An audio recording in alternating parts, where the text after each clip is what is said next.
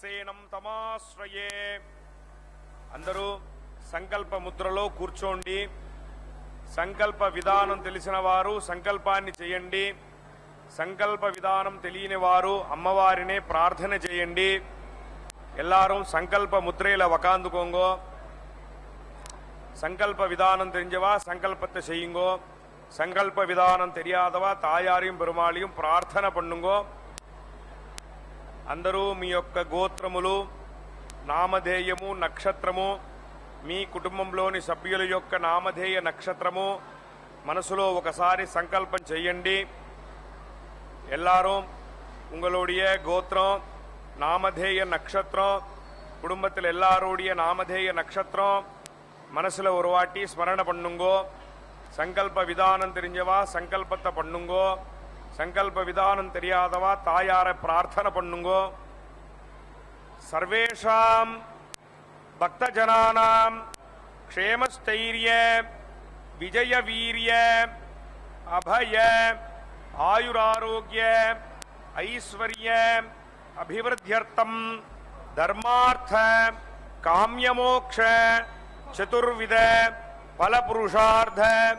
சித்தியர்த்தம் மனோவாஞ்சதா பலசித்தியர்த்தம் ராஜத்வாரே சர்வகாரிய அனுகூலதா சித்தியர்த்தம் ஆரோக்கிய திருடகாத்திர வஜ்ரசரீராபிவிருத்தியர்த்தம் லோகக்ஷேமார்த்தம் ஸ்ரீ பத்மாவதி ஸ்ரீனிவாச கிருபாகடாட்ச சித்தியர்த்தம் கல்யாண மகோத்சவம் ஆச்சாரியமுகேன அத்ய கரிஷ்யே. சர்வம் ஸ்ரீ லக்ஷ்மீ வெங்கடேஷார்ப்பணமஸ்து. கோவிந்தா கோவிந்தா.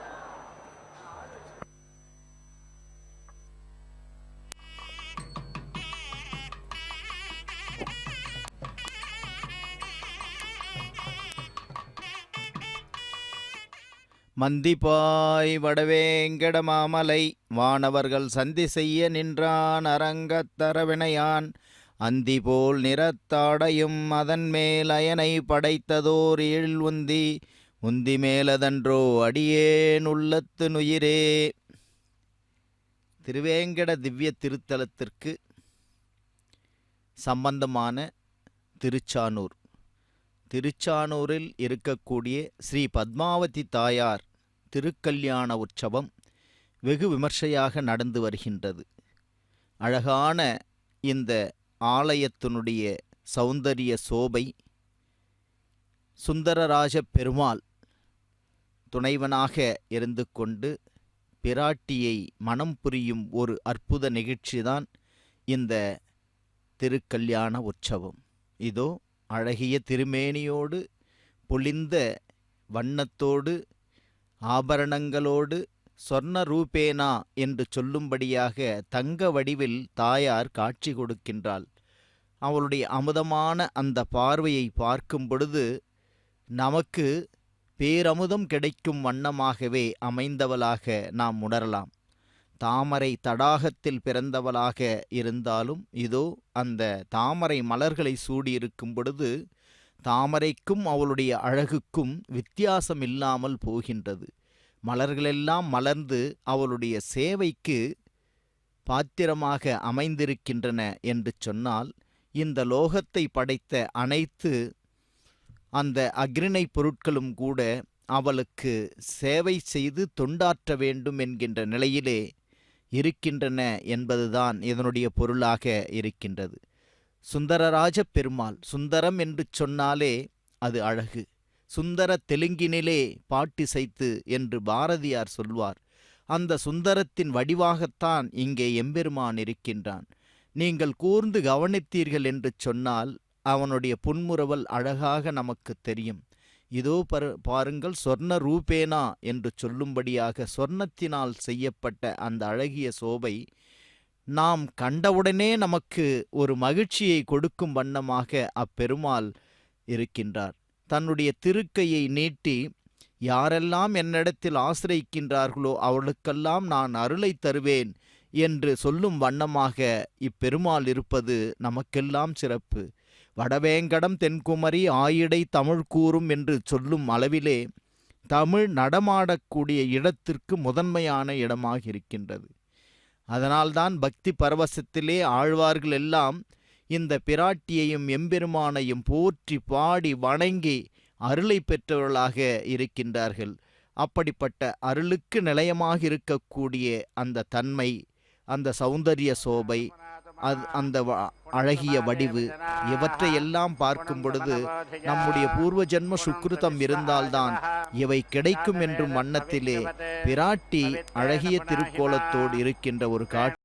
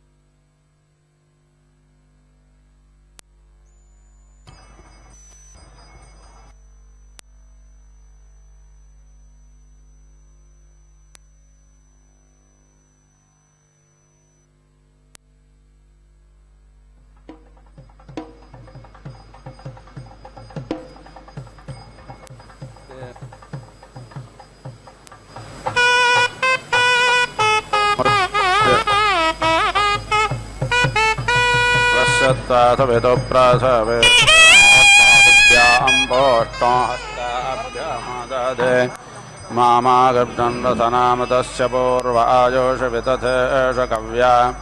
सा नोऽस्मिन् सुत आबभूवरदश्च सामन् सरमारपन्ते अभिधासि भुवानमशयन्तासि धर्ता सत्तमग्निं वयस्वानदग्गसप्रादसङ्गच्छ स्वाहा आगतस्वगात्वा देवेभ्यः प्रजापतये ब्रह्मण्णस्वं वंस्यामि देवेभ्यः प्रजापतये तेनाराध्यासं संवादानदेवेभ्यः प्रजापतये तेनाराध्निः प्रजापतये त्वाजुष्टं प्रोक्षामीन्द्राग्निं ध्यान्त्वाजुष्टं प्रोक्षामि वायवे त्वाजुष्टं प्रोक्षामि विश्वेभ्यस्त्वादेवेभ्यो जुष्टं प्रोक्षामि सर्वेभ्यस्त्वादेवेभ्यो जुष्टं प्रोक्षामि यो अर्वन्तं जगाग्गतमभ्यामेति वरुणः परोमर्तपरस्व अग्नये स्वाहा सोमाय स्वाहा पामोदाय स्वाहा सवित्रे स्वाहा वायवे स्वाहा विष्णवे स्वाहा इन्द्राय स्वाहा प्रकल्पदाय स्वाहा मित्राय स्वाहा वरुणाय स्वाहा हिंकाराय स्वाहा हिंकृताय स्वाहा क्रन्दते स्वाहा वक्रन्दाय स्वाहा प्रोधाते स्वाहा अप्रप्रोधाय स्वाहा गन्धाय स्वाहा अघ्राताय स्वाहा नविष्टाय स्वाहोपविष्टाय स्वाहा सन्देताय स्वाहा वल्गाते स्वाहा आसेनाय स्वाहा सयानाय स्वाहा स्वपाते स्वाहा जाग्राते स्वाहा पूजाते स्वाहा प्रबुद्धाय स्वाहा विजृम्भमानाय स्वाहा विजृत्ताय स्वाहा सग्गहानाय स्वाहोपस्थिताय स्वाहा यानाय स्वाहा प्रायानाय स्वाहा एते स्वाहा दावते स्वाहोद्रावाय स्वाहोद्धृताय स्वाहा शोकाराय स्वाहा शोकृताय स्वाहा ऋषन्नाय स्वाहोत्थिताय स्वाहा यवाय स्वाहा बलाय स्वाहा विवर्तमानाय स्वाहा विवर्ताय स्वाहा विधोन्वानाय स्वाहा विदोदाय स्वाहा शुश्रोषमाणाय स्वाहा शृण्वते स्वाहा ईक्षामानाय स्वाहा अक्षिताय स्वाहा वे अक्षिताय स्वाहा नमेषाय स्वाहा यदत्त तस्मै स्वाहा यत्पिबाद तस्मै स्वाहा जन्मोत्रं करोति तस्मै स्वाहा कुर्वते स्वाहा आगताय स्वाहा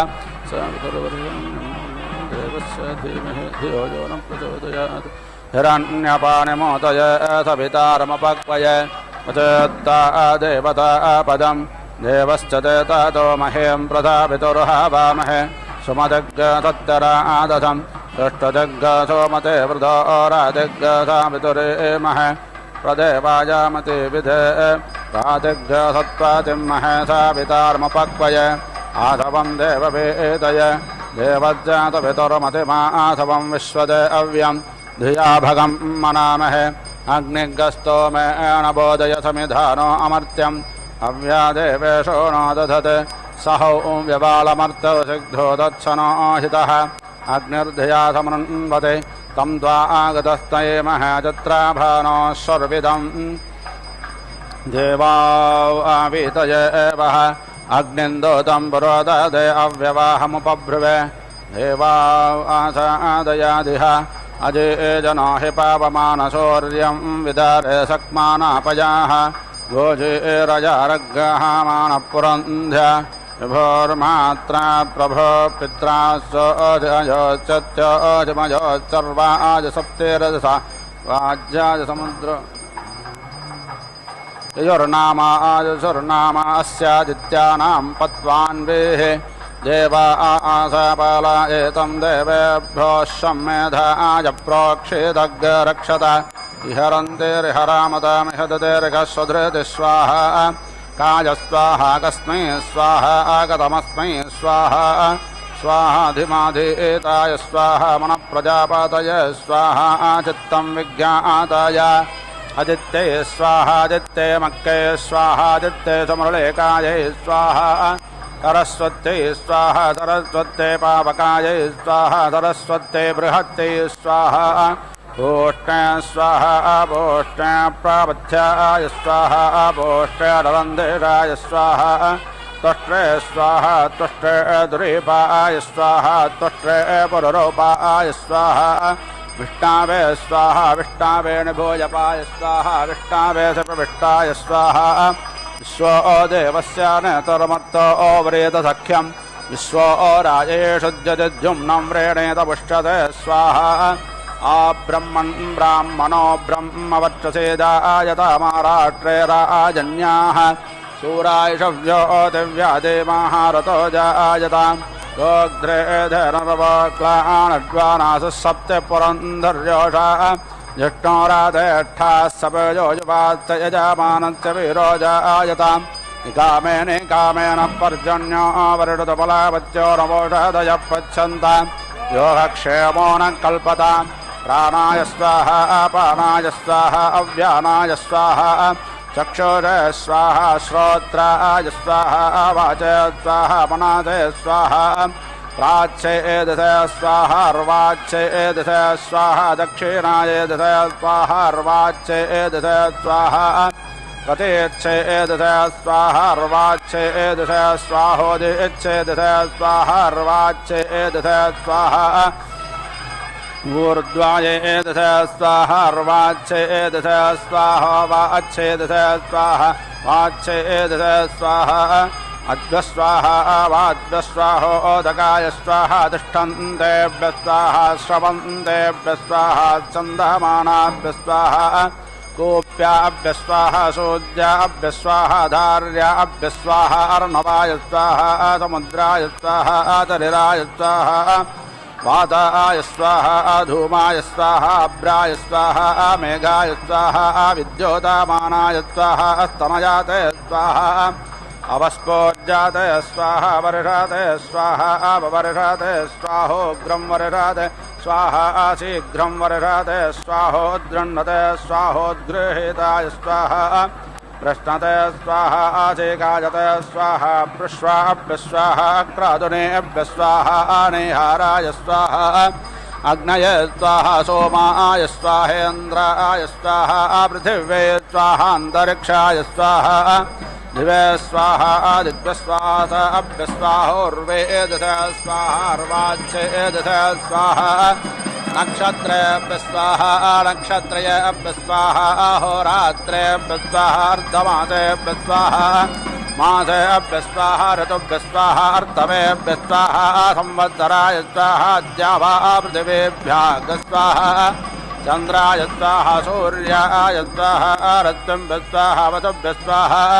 रुद्रेभ्यः स्वाहा आदित्येभ्यः स्वाहा मरुद्भ्यः स्वाहा विश्वेभ्यो देवेभ्यः स्वाहा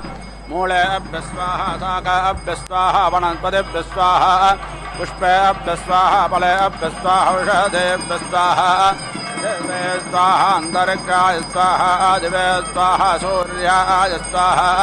चन्द्राय स्वाहा नक्षत्रेभ्यः स्वाहा स्वाहा औषधेभ्यः स्वाहा वनस्पतिभ्यः स्वाहा परिप्लवेभ्यः स्वाहा जराधरेभ्यः स्वाहा धरेधृपेभ्यः स्वाहा असवे स्वाहा वसवे स्वाहा विभवे स्वाहा विवस्पते स्वाहा गणश्रय स्वाहा गणपतय स्वाहा विभवे स्वाहा धीपतय स्वाहा शूषाय स्वाहा सग्गसर्पाय स्वाहा चन्द्राय स्वाहा ज्योतिषे स्वाहा मलिम्लजाय स्वाहा दिवापतयते स्वाहा मदावे स्वाहा माधवाय स्वाहा शुक्राय स्वाहा जुचाय स्वाहा अपादे स्वाहा नभश्चाय स्वाहेशाय स्वाहोर्जाय स्वाहा सगाते स्वाहा तगस्याय स्वाहा तपादे स्वाहा तपस्याय स्वाहा अग्गदस्पतय स्वाहा वाजाय स्वाहा प्रदवाय स्वाहा विजाय स्वाहा कृतवे स्वाहा दुस्वाहा मोत्राय स्वाहा वैष्णवे स्वाहा स्वाहा अन्त्यायनाय स्वाहा भुवनाय स्वाहा भुवानन्दपदाय स्वाहा देवताय स्वाहा प्रजापतय स्वाहा आयुर्यज्ञेन कल्पताग् स्वाहा प्राणो यज्ञेन कल्पताग् स्वाहा पाणो यज्ञेन कल्पताग् स्वाहा अव्यानो यज्ञेन कल्पताग् स्वाहा उदानो यज्ञेन कल्पताग् स्वाहा समानो यज्ञेन कल्पताग् स्वाहा चक्षुर्यज्ञेन कल्पताग् स्वाहा श्रोत्रं यज्ञेन कल्पताग् स्वाहा वाक्यज्ञेन कल्पताग् स्वाहा मनो यज्ञेन कल्पताग् स्वाहा आत्मा यज्ञेन कल्पताग् स्वाहा पृष्ठं यज्ञेन कल्पताग् स्वाहा ब्रह्मा यज्ञेन कल्पताग् स्वाहा यज्ञो यज्ञेन कल्पताग् स्वाहा ज्योतिर्यज्ञेन कल्पताग् स्वाहा स्वर यज्ञेन कल्पताग् स्वाहा एकस्मै स्वाहा द्वाभ्याग् स्वाहा शताय स्वाहा एकाशताय स्वाहा विष्टय स्वाहा स्वर्गाय स्वाहा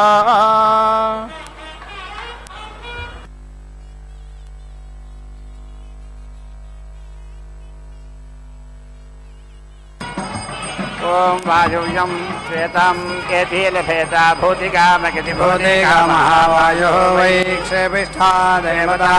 वायुं एव स्वेना भागधे एनेति भागायेनोपेति धावति सः एव येनं भूतिं गमयति भवति एव अधिक्षिप्रेत्यति क्षिप्राः देवता इति आहुः सा येनं ईश्वरा प्रदः इति प्रातः इति एतम् एव सन्तं वायवे नियत्वते नियत्वते येति लभेता नियति नियते वै अस्या धृतिः धृतः एव भूतिं वेति येति प्रदाहयेत्यप्रदाहाय भवति एव वाजवे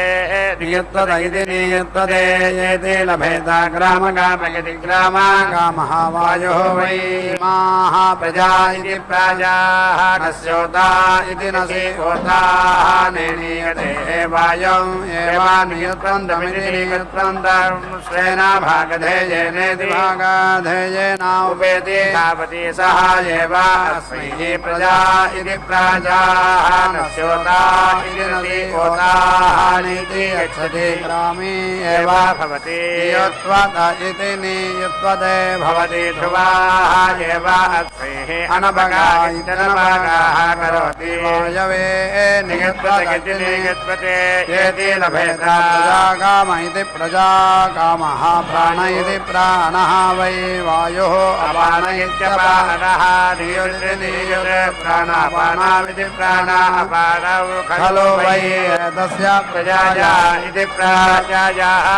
अवेति ग्रामकायाः अलं प्रजाया इति प्राजायै सन् प्रजामिति प्राजा न विन्दते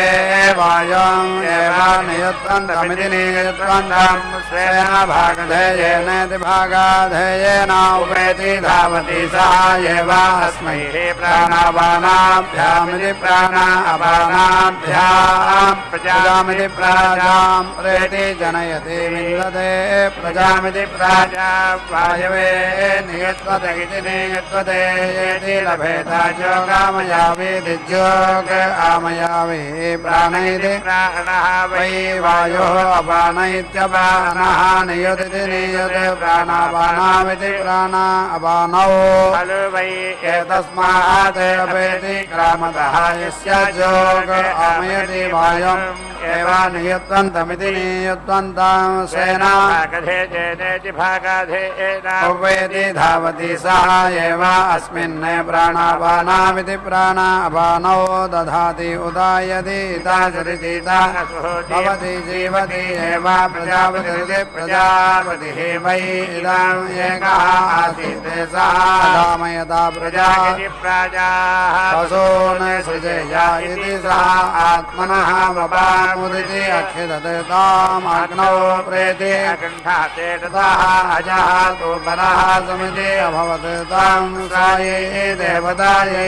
एते अलभता ततः वै सः प्रजा इति प्राजाः पशून् असृजतायाः प्रजाकाम इति प्रजाकामः पशुकाम इति पशुकामः स्यात् सः एतं प्राजापत्यमिति प्राजापत्यम् अजम् उपरम् येति लभेता प्रजापतिमिति प्रजापतिम् एव स्वेन भागधेयेनेति भागधेयेन उपेति धावति सः एव अस्मै प्रजामिति प्राजां पशून् प्रेति जनयति यत् श्मश्रुणः तत् पुरुषाणां रूपं यत् धूमदः तत् अश्वानां यत् अन्यदन्नित्यन्यतः दन्ने तत् गवां यत् अव्याः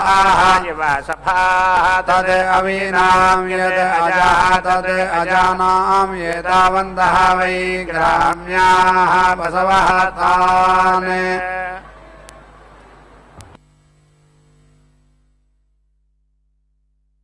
அருள் வேதங்களில் எப்படி ஒலிக்கின்றது என்பதை நாம்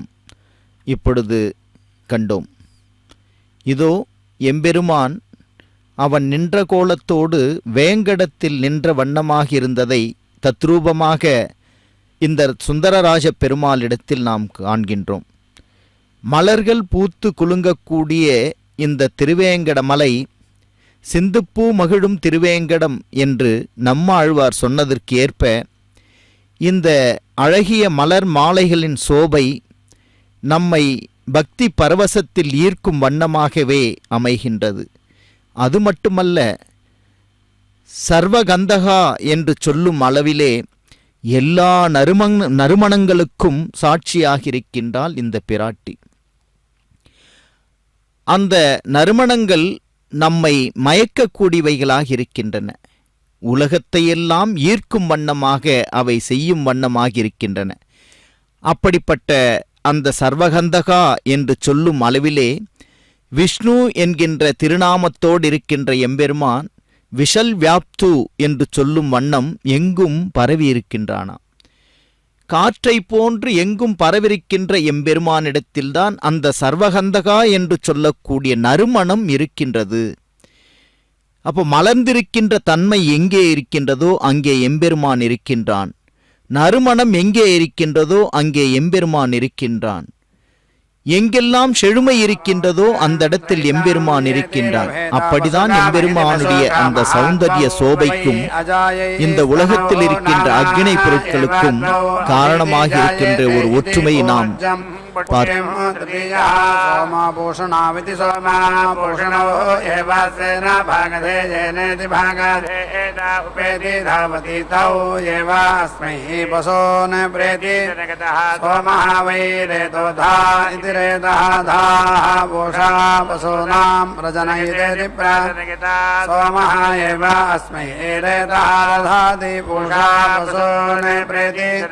औदुम्बरः योगः भवति ओर्गवै उदुम्बरः ओर्क पशवः ऊर्जा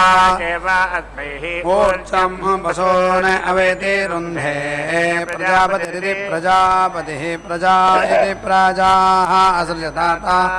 अस्मात् सृष्टाः पराजीः आयन्नेताः वरुण अगच्छन्नेताः अन्विति ऐतेताः पुनः अयाचताः अस्मै न पुनः अददात् सः अब्रवीत् वृणीष्व अथ मे पुनः देहि इति दासां वरं येति अलभत सः एकसितिपादित्येकसितिपात् अभवत् यः वरुणगृहीत इति वरुणगृहीतः स्यात् सः एतं वरुणं मित्येकसितिपादं येति लभेत वरुणं एव स्वेन भागधे उपेति धावति सः एव वरुणपासादिति वरुणपासाद् मुञ्चति कृष्णः एकसितिपादित्येकसितिपात् भवति वारुणः हि एषः समृद्ध्या इति समृद्धि सुवर्भानरति सुवः आसुरः सूर्यं तमसा विद्यते तस्मै देवाः प्रायश्चित्तेम् ऐच्छन् तस्य यत् प्रथमं तमः अपाघ्नन्नित्यपाघ्नन् सा कृष्णा अभिः यत् द्वितीयं सा फल्गुनी यत् तृतीयं सा फलक्षी यत् अध्यस्थादित्यधि अस्थात् अपाक्रन्दन्नित्यपाक्रन्दन् सा अभिः वसात् ते देवाः ब्रुवन् देवपसरिति देवा अयं समिति अभूत् कस्मै इमां येति इति अथ वै तर्हि अल्पा पृथिवी आसीत् अजाताः वोषधयः ताम् अविं वसा आदित्येभ्यः कामायायेति अलभन्त ततः वै अप्रथता पृथिवी अजायन्त यः कामयेता वसेया वसुभिरिति वसुभिः प्रेति प्रजयेति प्रजायेया इति सायेताम् अविं वसाम् आदित्येभ्यः कामायायेति आदित्यान् एव कामं स्वेन भागधेयेनेति भागाधेयेनावेति धावति ते प्रजयन्ति वसुभिरिति वसुभिः प्रेति प्रजया जनयन्ति असौ आदित्यः नामीति अरोचत तस्मै देवाः प्रायश्चित्तेम् ऐच्छन् तस्मै एताः मदहाः येति अलभन्त आग्नेये कृष्णग्रीवीमिति कृष्णग्रीवीं सकंहितामिति ऐन्द्रीं श्वेतां पारस्पत्यां ताभिः एव ऋचं अदधो या ब्रह्मवत् ब्रह्मवर्चस काम इति ब्रह्मवर्चस कामः स्यात् तस्मै एताः मलहाः येति लभेता आग्नेयीं कृष्णग्रीवीमिति कृष्णा सगंहितामिति संहिताम् ऐन्द्रीं सेतां पारस्पत्याम् एताः एव देवताः स्वेन भागधेयेनावेति धावति ताः एव अस्मिन् ब्रह्मवर्चसमिति ब्रह्मवर्चसं दधते ब्रह्मवर्चसीति एव भवति वसन्ताः प्रातः आग्नेयीं कृष्णग्रीवीमिति कृष्णग्रीवीं येति लभेत ग्रीष्मे मध्यन्दिने सगंहितामिति संहिताम् ऐन्द्रीं शरदि अपराह्नैत्यपराह्ने श्वेतां बारहस्पत्यां त्रीणि वै आदित्यस्य वसन्ताः प्रातः ग्रीष्मे मध्यन्दिने शरदि अपराह्नैत्यपराह्ने यावन्ति एव तानि एवावेति रुन्धे संवत्सरमिति संवत्सरं पर्यालभ्यन्त इति पर्यालभ्यन्ते संवत्सर इति संवत्सरः वै ब्रह्मवर्चसस्येति ब्रह्मवर्चसस्य प्रदातेति प्रदाता संवत्सर इति संवत्सरः एव अस्मै ब्रह्मवर्चसमिति ब्रह्मवर्चसं प्रेति यच्छति ब्रह्मवर्चसीति ब्रह्मवर्चसी एव भवति गर्भिणयः भवन्ति इन्द्रियं वै गर्भः इन्द्रियं एव अस्मिन् दधति सारस्वतीं मेषीं येति लभेत यः ईश्वरः वाचः वदितो सन् वाचं न वदेते वै सरस्वती सरस्वतीम् एव स्वेन भागधेयेनेति भागधेयेनावेति सा एव अस्मिन् वाचं दधाति प्रवदितेति प्रवदिता वाचः अपन्नदतीत्यपन्नदति भवति तस्मात् सर्वां वाचं वदन्ति आग्नेयं कृष्णग्रीवमिति येति लभेत सौम्यं बभ्रं योगमयावीति जोग आमयावी यत् शरीरं गच्छति सोमं रसः यस्य जोग आमयति अग्नेः एव अस्य शरीरं निष्क्रीणातीति निः क्रीणाति सोमात् रसम् उतायति इता सुरितीता असहो भवति सौम्यं बभ्रं येति लभेत आग्नेयं कृष्णग्रीवमिति कृष्णग्रीवं प्रजाकामयति सोमः वै रेतोधा इति रेतः धाः अग्निः प्रजानामिति प्रजानाम् सोमः एव अस्मै रेतः धाति अग्निः प्रजामिति प्राजां प्रेति जनयति विन्दते प्रजामिति कृष्णग्रीवमिति कृष्ण येति लभेत सौम्यं बभ्रं यः ब्राह्मणः विद्याम् अनोच्चेत्यनो उच्य न विरोचेतेति विरोचेत यत् भवति तेजः एव अस्मिन् तेन दधाति यत् सौम्यः ब्रह्मवर्चस तेन कृष्णग्रीव इति कृष्णग्रीवः आग्नेयः भवति तमः एव अस्मात् अपेति हन्ति भवति रुजौ एव अस्मिन् दधाति बभ्रो सौम्यः ब्रह्मवर्चसमिति ब्रह्मवर्चसम् एव अस्मिन् दशेम दधाति आग्नेयं कृष्णग्रीवमिति कृष्णग्रीवं येति लभेत सौम्यम् बभ्रं आग्नेयं कृष्णग्रीवमिति कृष्णग्रीवं प्रोधायामिति पुरः स्वर्धमानः आग्नेयः वै ब्राह्मणः सौम्यः राजन्यः अभितः सौम्यः आग्नेयौ भवतः तेजसा एव ब्रह्मणा उभयतः राष्ट्रं परिति गृह्णाति एकधेत्येकधा समावृङ्क्त इति सम् आवृङ्क्ते पुरः येनं दधते देवासुरा इति देवासुराः येषु लोकेषु अस्मद्भन्तासा एतं विष्णुः अवश्यते तं स्वायै देवतायै एति ततः वै सः इमान् लोकान् अभीति अचेति वैष्णवं वामनं येति लभेत श्रद्धमानः विष्णुः एव भूत्वा इमान् लोकान् भीति जयति विषमैति वि शमेः एति लभेता विषमा इति वि समाः इव हि मे लोकाः समृद्ध्या इति स इन्द्राय मन्युमत इति मन्योमते मनस्पते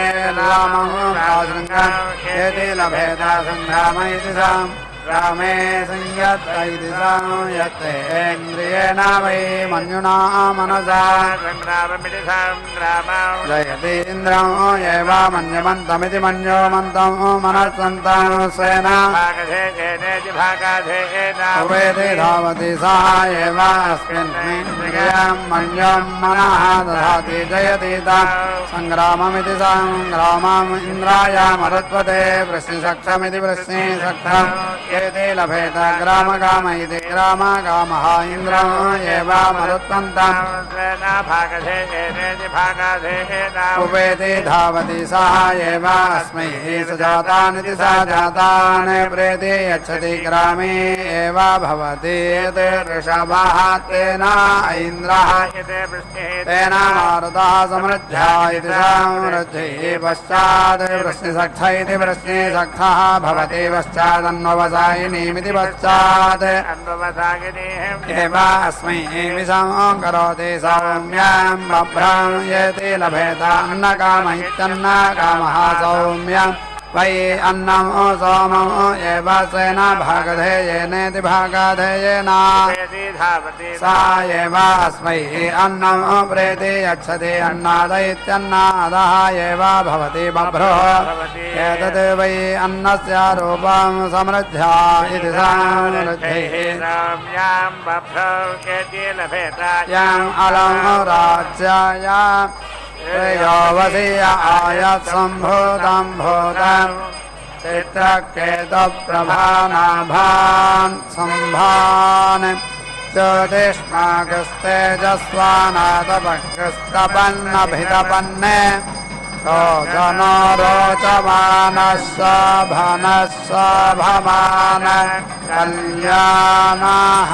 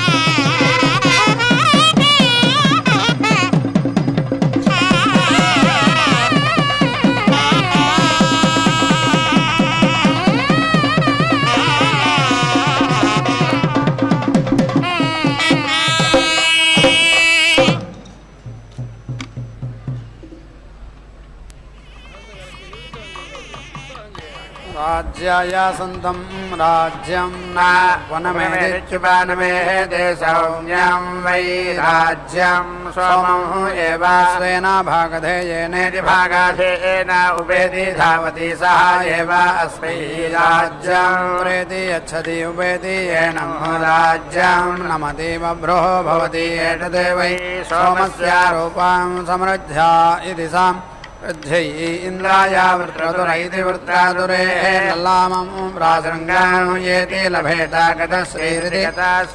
प्रतिष्ठा काम इति प्रतिष्ठा कामः पाप्मानो एवात्रं तीर्त्वा प्रतिष्ठामिति प्रतिष्ठां गच्छति इन्द्राय अभिमातिघ्न इत्यभिमातिघ्ने ललामं प्रासृङ्गाम् येति लभेतायाः पाप्मना गृहीतः स्यात् पाप्मा वै अभिमातिरित्यभिमातिः इन्द्रं एव अभिमातिः नमित्यभिमातिः स्वेन भागधेयेनेति भागधेयेन उपेति धावति सः एव अस्मात् पाप्मानं अभिमातिमित्यभिमातिं प्रेति नुदते इन्द्राय वज्रिणे ललामं येति लभेतायाम् अलं राज्याय सन्तं राज्यं इन्द्रं एव वज्रिणं स्वेन भागधेयेनेति भागधेयेन उपेति सः एव वज्रं प्रेति यच्छति स येनं वज्रः भोच्यै इन्धे उपेति येनं राज्यं नमति ललामः प्रासृङ्गः भवति एतदेव वज्रस्य रूपं समृद्ध्या इति समृद्ध्यै पूर्णाहुतिमुत्तमां जुहोति सर्वं वै पूर्णाहुतिः सर्वमेवाप्नोति अथो इयं वै पूर्णाहुतिः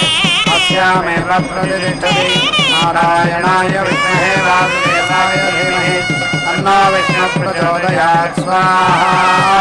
महादेव्यै च विद्महे विष्णुपत्न्यै च धीमहि तन्नो लक्ष्मीः प्रचोदयात् स्वाहा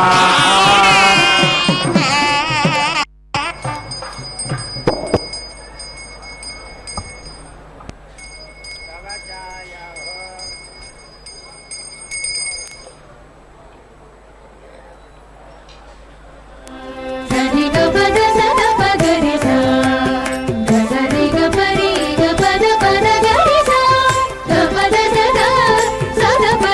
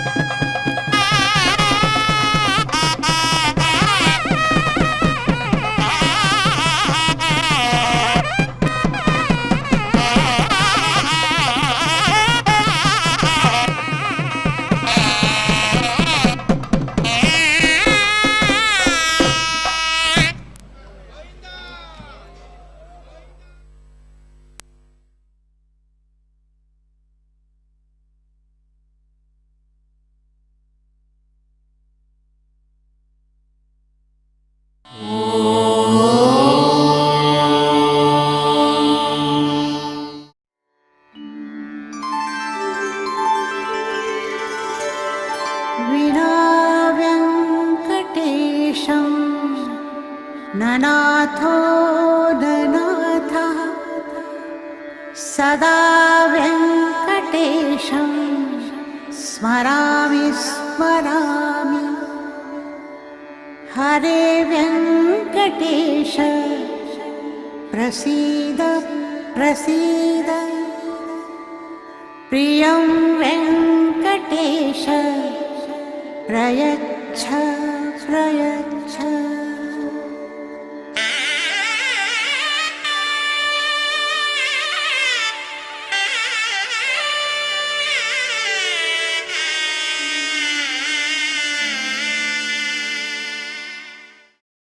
गोविन्द